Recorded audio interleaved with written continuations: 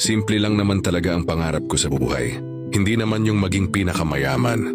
Hindi rin yung may sobra-sobrang pinagagastusan. Yung gusto ko lang yung may maayos na pinagkakakitaan.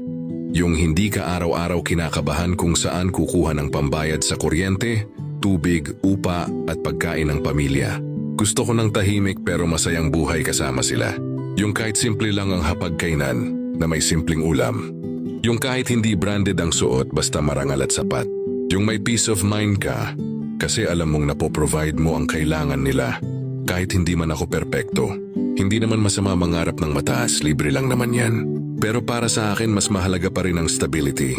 Yung alam mong may bahay kang uuwian, may kanin sa mesa, at may bukas ka pang haharapin na hindi puno ng takot. Oo, mapapagod ka. May mga araw na parang gusto mo nang sumuko.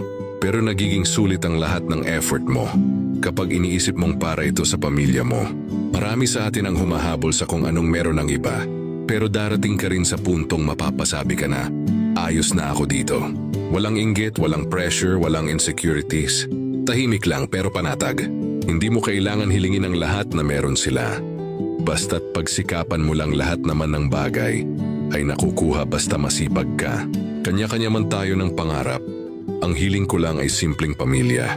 Dumaan man sa hirap basta't mahalaga ay magkakasama. At may contentment sa kung anong meron ka. Dahil malaking bagay ang marunong makontento at marunong magpasalamat. Maliit man o malaki ang biyayang dumating. Dahil kapag marunong kang magpasalamat, mas gumaga ng buhay. Kaya tuloy lang tayo. Mahirap man minsan ang buhay, napapalitan lahat ng pagod. Kapag alam mong may pamilyang naghihintay sa'yo sa bahay.